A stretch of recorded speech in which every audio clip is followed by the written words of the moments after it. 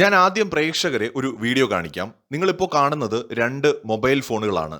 രണ്ടും നോക്കിയ മൊബൈൽ ഫോണുകളാണെന്നാണ് നിങ്ങൾ വിചാരിച്ചിരിക്കുന്നത്. രണ്ടിൻ്റെയും മുകളിൽ നോക്കിയ എന്ന് എഴുതിയിട്ടുണ്ട്. പക്ഷേ ഇതിൽ ഒരു ഫോൺ മാത്രമാണ് നോക്കിയ ഉണ്ടാക്കിയത്. ഒരു ഫോൺ നോക്കിയ ഉണ്ടാക്കിയതല്ല, മറിച്ച് ചൈന ഉണ്ടാക്കിയ ഒരു ഫേക്ക് ആയിട്ടുള്ള മൊബൈൽ ഫോണാണ്. ഇതിൽ ഏതാണ് നോക്കിയ മൊബൈൽ ഫോൺ അല്ലെങ്കിൽ ഒറിജിനൽ ഏതാണെന്ന് നിങ്ങൾക്ക് മനസ്സിലായിട്ടുണ്ടോ? സാധ്യത വളരെ കുറവാണ്. കാരണം രണ്ടും നോക്കിയ എന്നാണ് എഴുതിയിരിക്കുന്നത്. കാണാൻ ഏതാണ്ട് ഒരുപോലെയുണ്ട്. നമുക്ക് എന്തായാലും ഇനി ഇതിന്റെ ബാക്ക് സൈഡിലേക്ക് ഒന്ന് നോക്കാം. ബാക്കിലേക്ക് നോക്കുന്ന സമയത്ത് ഒരു മൊബൈലിനകത്ത് എഴുതിയിരിക്കുന്നത് ഇന്ത്യ, മെയ്ഡ് ഇൻ ഇന്ത്യ എന്നാണ്.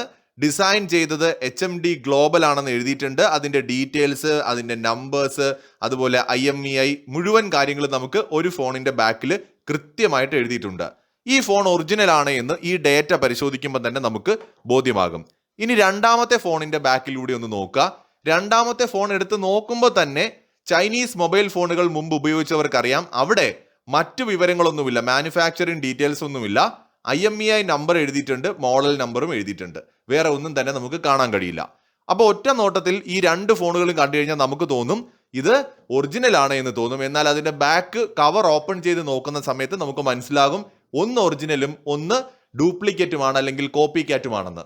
അതായത് ഇത് ഒരുപാട് പഴക്കമുള്ള മൊബൈൽ ഒന്നുമല്ല. ഞാൻ 2005 ഇറങ്ങിയ ഫോണിനെ കുറിച്ചല്ല പറഞ്ഞത്.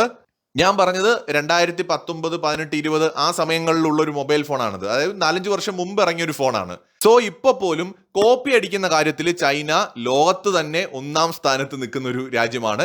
കോപ്പി അടിച്ചുകൊണ്ട് ചൈന ഇറക്കാത്ത ഒന്നുമില്ല. എല്ലാത്തിൻ്റെയും കാർബൺ കോപ്പി നമുക്ക് അവിടെ പോയാൽ കിട്ടും. സകലതിൻ്റെ വാച്ച്, ഫോണ്, കാറ് എല്ലാത്തിൻ്റെ കോപ്പിയും കിട്ടും. അപ്പൊ അതുകൊണ്ട് ചൈന ലോകത്തെ ഏറ്റവും വലിയ കോപ്പിയടി വീരന്മാരാണ് എന്നുള്ളത് മനസ്സിലാക്കണം. മറ്റു പല ബ്രാൻഡുകളെയും നശിപ്പിക്കുന്നത് പോലും ചൈനയാണ്. ഇതുപോലെ മറ്റു പല ബ്രാൻഡുകളുടെയും പേരുകൾ കൂടി ഉപയോഗിച്ചുകൊണ്ടാണ് ചൈന പല സാധനങ്ങളും കോപ്പി ഇറക്കുന്നത്. ഇനി ഞാൻ ഇത്രയും കാര്യങ്ങൾ പറയാൻ ഒരു കാരണമുണ്ട്. ഒരു ഇന്ത്യക്കാരനായിട്ടുള്ള അൽമോറ എന്ന് പറയുന്ന സ്ഥലത്തുള്ള ഒരു മനുഷ്യൻ, രവി ടംറ്റ എന്ന് പറയുന്ന ഒരു മനുഷ്യൻ, ഉത്തരാഖണ്ഡുകാരനാണ്. അദ്ദേഹം സ്വന്തമായിട്ട് ഒരു പറക്കും കാറ് നിർമ്മിച്ചെടുത്തു. ഒരു മനുഷ്യന് യാത്ര ചെയ്യാൻ കഴിയുന്ന ഒരു കാറ് അദ്ദേഹം സ്വന്തമായിട്ട് നിർമ്മിച്ചു. ഹബീഡ സ്കൈനെക്സ് എന്ന് പറയുന്ന അദ്ദേഹത്തിന്റെ സ്വന്തം സ്ഥാപനം, അദ്ദേഹം ഒരു സ്ഥാപനം ഉണ്ടാക്കിയിട്ടുണ്ട്. ആ സ്ഥാപനത്തിന് കീഴിലാണ് അദ്ദേഹം single seat electric flying vehicle എന്ന് പറയുന്ന ഒരു വാഹനം നിർമ്മിച്ചെടുക്കുന്നത്. അതിന്റെ പ്രോട്ടോടൈപ്പ് അദ്ദേഹം പറത്തി കാണിക്കുകയാണ്. വളരെ കോൺഫിഡന്റ് ആയിട്ട് ഒരു ഹെൽമറ്റ് പോലും വയ്ക്കാതെ പറത്തി കാണിച്ചത് നമ്മൾ ആ വീഡിയോ ചെയ്തിട്ടുണ്ട്. വളരെ വലിയ വാർത്തയായി. അദ്ദേഹത്തിന്റെ ഹപ്പീഡ സ്കൈ പ്രൈവറ്റ് ലിമിറ്റഡ് എന്ന് പറയുന്ന സ്റ്റാർട്ടപ്പിലൂടെയാണ് അദ്ദേഹം ഈ ഒരു നേട്ടം ഉണ്ടാക്കിയിരിക്കുന്നത്. സോ ഈ ഒരു ഡ്രോൺ അദ്ദേഹം അല്ലെങ്കിൽ പറക്കും കാർ അദ്ദേഹം വികസിപ്പിച്ചതിന് തൊട്ട് പിന്നാലെ വലിയ രീതിയിലുള്ള ആക്ഷേപങ്ങൾ ഉയരുകയാണ്. അദ്ദേഹം പൂർണ്ണമായിട്ട് ഇത് സ്വന്തമായിട്ട് നിർമ്മിച്ചതല്ല എന്നും ഹൈ പവർ ഇലക്ട്രിക് മോട്ടറുകളും പ്രൊപ്പല്ലറുകളും ലിഥിയം ബാറ്ററികളും ഫ്ലൈറ്റ് കൺട്രോൾ ചിപ്പുകളുമെല്ലാം അദ്ദേഹം നേരിട്ട് ഡിസൈൻ ചെയ്ത് നിർമ്മിക്കുന്നതിന് പകരം വിപണിയിൽ ലഭ്യമായ ഡെവലപ്പർ ബോർഡുകളും ഭാഗങ്ങളുമൊക്കെ വാങ്ങിയിട്ടാണ് അദ്ദേഹം ഈ പ്രോട്ടോടൈപ്പ് നിർമ്മിച്ചത് എന്നുമൊക്കെയാണ് ഒരുപാട് പേര് ഇതിനെക്കുറിച്ച് ആക്ഷേപം ഉന്നയിക്കുന്നത്. എന്ന് വെച്ചാൽ ചൈനയുടെ സാധനം കോപ്പി അടിച്ചു അല്ലെങ്കിൽ മറ്റേ ജപ്പാന്റെ സാധനം കോപ്പി അടിച്ചു എന്നൊക്കെയാണ് പറയുന്നത്. എന്തൊരു വിഡ്ഢിത്തമാണെന്ന് ആലോചിക്കണം. അങ്ങനെയാണെങ്കിൽ നിങ്ങൾക്കൊക്കെ ഇതുപോലുള്ള സാധനങ്ങൾ വിപണിയിൽ നിന്ന് വാങ്ങിയിട്ട് ഈ വിമർശിക്കുന്നവർക്ക് ഇതുപോലെ ഉണ്ടാക്കി കാണിക്കാൻ പറ്റരുതോ? അങ്ങനെയാണെന്നുണ്ടെങ്കിൽ ഈ ലോകത്ത് എന്തെങ്കിലും നമുക്ക് നിർമ്മിക്കാൻ കഴിയുമോ? കാരണം നമ്മൾ ഇന്ന് കണ്ടുപിടിക്കുന്ന പല സാധനങ്ങളും അതിന്റെ ആരംഭം ഇന്നോ ഇന്നലെയോ തുടങ്ങിയതല്ല. ഇന്ന് നമ്മൾ ഉപയോഗിക്കുന്ന മൊബൈൽ ഫോണുകളും ലാപ്ടോപ്പുകളും കമ്പ്യൂട്ടറുകളും ഒക്കെ ഇന്നാണോ പെട്ടെന്ന് ഒരു ദിവസം ഒരു കമ്പനി കണ്ടുപിടിച്ചതാണോ? നൂറ്റാണ്ടുകളുടെ പരിശ്രമമാണ് പലരുടെയും, ഒരുപാട് ശാസ്ത്രജ്ഞരുടെയും ഒരുപാട് കമ്പനികളുടെയും എഫേർട്ടാണ് നമ്മൾ ഇന്ന് എൻജോയ് ചെയ്യുന്ന പല മോഡേൺ ആയിട്ടുള്ള ഉപകരണങ്ങളും എന്നുള്ളത് നമ്മൾ മനസ്സിലാക്കണം. അല്ലാതെ പെട്ടെന്ന് ഒരു ദിവസം ആരും കണ്ടുപിടിച്ചതല്ല. ഇനി വേറൊരു കാര്യം കൂടി പറയാം. നമ്മളൊരു സാധനം ഉണ്ടാക്കുമ്പോൾ എല്ലാ സാധനങ്ങളും സ്ക്രാച്ചിൽ നിന്ന് പൂർണ്ണമായിട്ട് നമ്മൾ നിർമ്മിക്കണമെന്ന് ആരാണ് പറയുന്നത്? മാത്രമല്ല അത് സാധ്യവുമല്ല. വളരെ വലിയ പണച്ചിലവുള്ള കാര്യമാണത്. ആപ്പിൾ കമ്പനിക്ക് സാധ്യമല്ല. ഞാൻ വെറുതെ പറയുന്നതല്ല. നിങ്ങളൊക്കെ വിചാരിച്ചു വെച്ചിരിക്കുന്നത് ഐഫോൺ എന്ന് പറയുന്നത് A to Z സാധനങ്ങൾ ആപ്പിൾ കമ്പനി നേരിട്ട് ഉണ്ടാക്കിയിട്ട് ഇറക്കുന്ന ഒരു സാധനമാണെന്നാണോ? അല്ല. ആപ്പിൾ കമ്പനി യഥാർത്ഥം പറഞ്ഞു കഴിഞ്ഞാൽ അതിനകത്തുള്ള അവരുടെ ഒരു ഫിസിക്കൽ മാനുഫാക്ചറിങ് ഷെയർ ഉണ്ടല്ലോ, ഡയറക്റ്റ് ഷെയർ, 0 നമ്മൾ ഉപയോഗിക്കുന്ന ആപ്പിൾ ഫോണിന്റെ ഒരു ഫിസിക്കൽ പാർട്സും നേരിട്ട് ആപ്പിൾ കമ്പനി നിർമ്മിക്കുന്നില്ല എന്നതാണ് ആദ്യം നമ്മൾ മനസ്സിലാക്കേണ്ടത്. അതിന്റെ ഹാർഡ്വെയർ ഭാഗങ്ങളായിട്ടുള്ള 100% ഭാഗങ്ങളും, display, camera, body, battery, memory, ഇതെല്ലാം ആരാ നിർമ്മിക്കുന്നതെന്നറിയാമോ? സാംസങ്, സോണി, കോണിങ്, LG തുടങ്ങിയ കമ്പനികളാണ് നിർമ്മിച്ചു കൊടുക്കുന്നത്. ആപ്പിൾ ഐഫോണുകളുടെ ഡിസ്പ്ലേ ആരാ നിർമ്മിക്കുന്നത്? സാംസങ് അല്ലെങ്കിൽ LG. ക്യാമറ സിസ്റ്റം ആരാണ്? സോണി പോലെയുള്ള കമ്പനികൾ. മെമ്മറിയും സ്റ്റോറേജും ആരാണ് നിർമ്മിക്കുന്നത്? സാംസങ് അടക്കമുള്ള കമ്പനികൾ. 5G മോഡം ആരാണ് കൊടുക്കുന്നത്? ക്വാൽക്കം ആണ് കൊടുക്കുന്നത്. അങ്ങനെ ഓരോന്നും ചെയ്യുന്നത് പല പല കമ്പനികളാണ്. അസംബ്ലിംഗ് ചാർജ് ആരാണ് ചെയ്യുന്നത്? ഫോക്സ്കോൺ കമ്പനിയും ഇപ്പൊ ടാറ്റയും ഒക്കെയാണ് ചെയ്യുന്നത്. ചുരുക്കത്തിൽ ആപ്പിൾ കമ്പനി നേരിട്ട് അതിന്റെ ഒരു ഹാർഡ്വെയറുകളും മാനുഫാക്ചർ ചെയ്യുന്നില്ല. പകരം മറ്റ് കമ്പനികൾ നിർമ്മിക്കുന്നതിനെ വാങ്ങിയാണ് എന്ത് ചെയ്യുന്നത്? ആപ്പിൾ ഐഫോൺ പ്രോഡക്റ്റ് ആയിട്ട് നമ്മുടെ കയ്യിൽ എത്തുന്നത്. ഈ വസ്തുത എല്ലാവരും മനസ്സിലാക്കണം. നമ്മളെല്ലാവരും ആപ്പിൾ വലിയ ബ്രാൻഡാണെന്ന് പറയുമ്പോൾ അതിന്റെ ഹാർഡ്വെയറുകൾ കംപ്ലീറ്റ് നിർമ്മിക്കുന്നത് പലരുമാണ്. അല്ലാതെ ആപ്പിൾ കമ്പനി അതിന്റെ മുഴുവൻ കാര്യങ്ങളും ചെയ്യുന്നില്ല. അപ്പൊ സ്വാഭാവികമായിട്ട് എല്ലാവരുടെയും മനസ്സിൽ ഒരു സംശയം തോന്നും. അപ്പോൾ ആപ്പിൾ കമ്പനി എന്താണ് ചെയ്യുന്നത് ഇതിനകത്ത്? ഇപ്പോൾ ആപ്പിൾ കമ്പനി സ്വന്തമായിട്ട് ചിപ്പ് ഡിസൈനിങ് ചെയ്യുന്നുണ്ട്. ഡിസൈൻ ചെയ്യുന്നത് ആപ്പിൾ കമ്പനിയാണ്. എന്ന് വെച്ചാൽ ക്വാൽകോമിൽ നിന്നോ അല്ലെങ്കിൽ വിപണിയിൽ ലഭ്യമായ സാധാരണ പ്രോസസ്സുകളോ വാങ്ങിയിട്ട് വെറുതെ ഉപയോഗിക്കുന്നതിന് പകരം ആപ്പിൾ ചെയ്യുന്നത്, ആപ്പിളിലെ എഞ്ചിനീയർമാർ വർഷങ്ങളെടുത്ത് സ്വന്തമായിട്ട് ഡിസൈൻ ചെയ്യും. അതാണ് ഈ A സീരീസ് ചിപ്പുകൾ എന്ന് പറയുന്നത്. അതുപോലെ പ്രോസസ്സിന്റെ ഘടന, ന്യൂറൽ എഞ്ചിൻ, GPU, പവർ കാര്യക്ഷമത എല്ലാം ആപ്പിൾ ആണ് തീരുമാനിക്കുന്നത്. TSMC എന്ന് പറയുന്ന തായ്വാൻ കമ്പനി ഈ ഡിസൈൻ ഉപയോഗിച്ച് ചിപ്പ് പ്രിന്റ് ചെയ്തിട്ട് ആപ്പിളിന് കൊടുക്കുന്നു. ഇങ്ങനെയാണ് ഈ ബിസിനസ്സുകളെല്ലാം ലോകത്ത് നടക്കുന്നത്.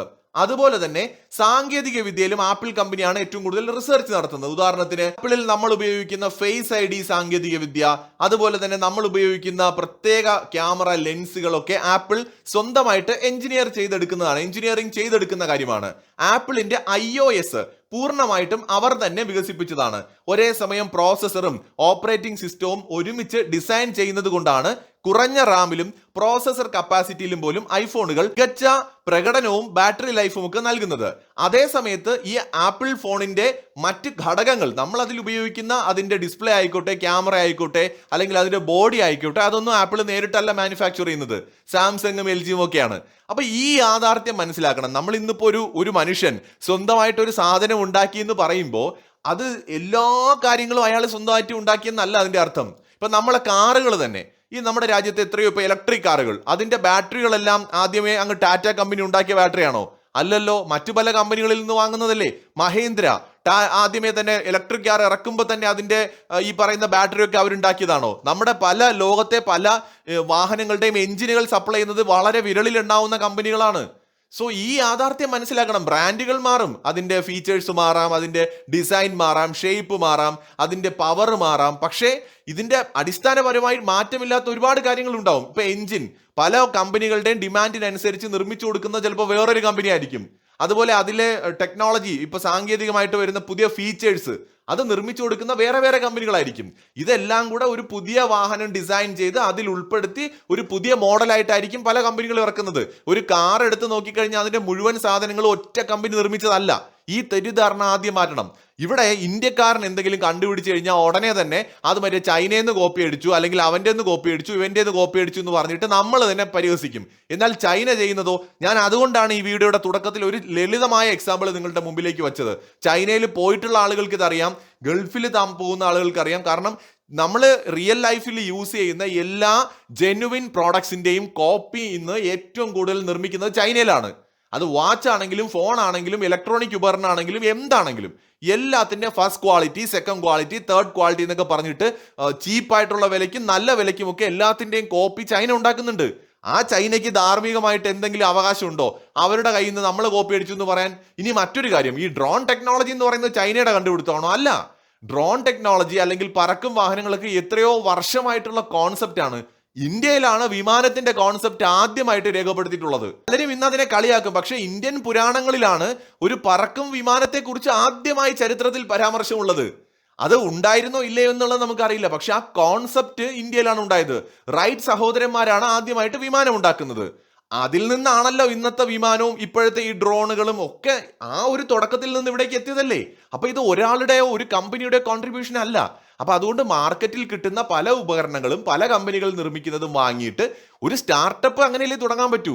അല്ലാതെ 10,000 കോടി ഇൻവെസ്റ്റ് ചെയ്ത് സീറോയിൽ നിന്ന് തുടങ്ങാൻ ആരെ കൊണ്ടാണ് പറ്റുന്നത്? ഒരു ചെറുപ്പക്കാരൻ ഒരു സ്ഥാപനം ഇടുന്നു, അയാൾ ഇനിഷ്യേറ്റീവ് എടുത്ത് അയാൾ അതിനെക്കുറിച്ച് ഗവേഷണം നടത്തി ഇതെല്ലാ പാർട്സും നിങ്ങളുടെ ആരുടെങ്കിലും മുമ്പിൽ കൊണ്ടുവച്ചാൽ നിങ്ങൾക്ക് ഒരു വിമാനം പറത്തി ഉണ്ടാക്കാൻ പറ്റുമോ? നിങ്ങൾക്ക് അയാൾ ഉണ്ടാക്കിയതുപോലെ ഒരു പറക്കും ഡ്രോൺ ഉണ്ടാക്കാൻ പറ്റുമോ? അതിന് വേണ്ട മുഴുവൻ പാർട്സും നിങ്ങളുടെ മുമ്പിൽ കൊണ്ടുവച്ചാൽ നിങ്ങൾക്ക് അസംബിൾ ചെയ്ത് ഉണ്ടാക്കാൻ പറ്റുമോ? നിങ്ങൾ യൂട്യൂബിൽ നോക്കി ഉണ്ടാക്കി, എങ്കിൽ നമ്മളെ നാട്ടിലൊക്കെ ഒരുപാട് പേര് ഉണ്ടാക്കണ്ടേ? ഇതത്ര എളുപ്പമുള്ള പരിപാടിയല്ല. മാത്രമല്ല, ഇതെങ്ങനെ പ്രവർത്തിപ്പിക്കണം, ഇതിൽ എന്തൊക്കെ സംവിധാനങ്ങൾ വേണം, ഇത് ഒരുപാട് കാര്യങ്ങൾ ഇതിന്റെ പുറകിലുണ്ട്. ഇതൊക്കെ ആ ചെറുപ്പക്കാരൻ റിസർച്ച് നടത്തി എഫേർട്ട് ഇട്ട് ചെയ്തെടുത്ത കാര്യമാണ്. ഇതിൽ നിന്ന് വേണം ഇനി പരിഷ്കരണങ്ങൾ കൊണ്ടുവരാൻ. സ്വന്തമായിട്ടുള്ള നമ്മുടെ റിസർച്ചിനും ഡെവലപ്മെന്റിനും വേണ്ടിയിട്ടുള്ള ഇൻവെസ്റ്റ്മെന്റ് നടത്തി, കൂടുതൽ ഗവേഷണങ്ങൾ നടത്തി, അതിനെ ഡെവലപ്പ് ചെയ്ത് ഒരു മികച്ച രീതിയിലേക്ക് വളർത്തിക്കൊണ്ടുവരേണ്ടത് ഇനിയാണ്. ഇങ്ങനെയാണ് ഓരോ സംരംഭവും തുടങ്ങുന്നത്. അല്ലാതെ ആരും ആദ്യമേ തന്നെ A to Z കാര്യങ്ങൾ സ്വന്തമായിട്ട് ഉണ്ടാക്കിയിട്ടല്ല ഒന്നും കണ്ടുപിടിച്ചിട്ടുള്ളത്. ഇതെല്ലാം ഒരു തുടക്കമാണ്. നമ്മൾ ചെയ്യേണ്ടത്, ചൈന ഇതുപോലെ ഉണ്ടാക്കിയിട്ടുണ്ട്, ജപ്പാനിൽ ഇതിന്റെ വേറെ മോഡൽ ഉണ്ട് എന്ന് പറഞ്ഞ് ഇതിനെ പരിഹസിക്കുന്നതിന് പകരം ആ ചെറുപ്പക്കാരനെ സപ്പോർട്ട് ചെയ്യണം. ഇതുപോലെ നമ്മളെ നാട്ടിൽ ചുറ്റുവട്ടത്തുമുള്ള വലിയ പ്രതീക്ഷകളോടെ പലതിനും മുൻകൈ എടുത്തിറങ്ങുന്ന ചെറുപ്പക്കാരെ ഇത് ചൈനയിൽ ഉണ്ടടാ എന്ന് പറഞ്ഞ് പരിഹസിക്കുന്നതിന് പകരം അവനെ പ്രോത്സാഹിപ്പിച്ച് വേണ്ട സപ്പോർട്ട് കൊടുക്കുകയാണ് വേണ്ടത്. അങ്ങനെയും നമ്മുടെ നാട്ടിൽ അത്തരത്തിലുള്ള ബ്രില്യൻ്റ് ആയിട്ടുള്ള ചെറുപ്പക്കാരുണ്ടാവുള്ളൂ. നമ്മൾ ആദ്യമേ തന്നെ അവരെ പരിഹസിച്ചു കഴിഞ്ഞാൽ അവർക്ക് എങ്ങനെയാണ് മുന്നോട്ട് പോകാൻ പറ്റുക? ഏതെങ്കിലും ഒരു കമ്പനിയിൽ അടിമയായിട്ട് ജീവിതകാലം മുഴുവൻ ജോലി ചെയ്യേണ്ടി വരും, സ്വന്തം കഴിവുകളും ഉള്ളിൽ ഒതുക്കിക്കൊണ്ട്. നമ്മളെ മനോഭാവമാണ് ഇവിടെ മാറേണ്ടത്. മറ്റൊരു വീഡിയോയുമായി വീണ്ടും കാണാം.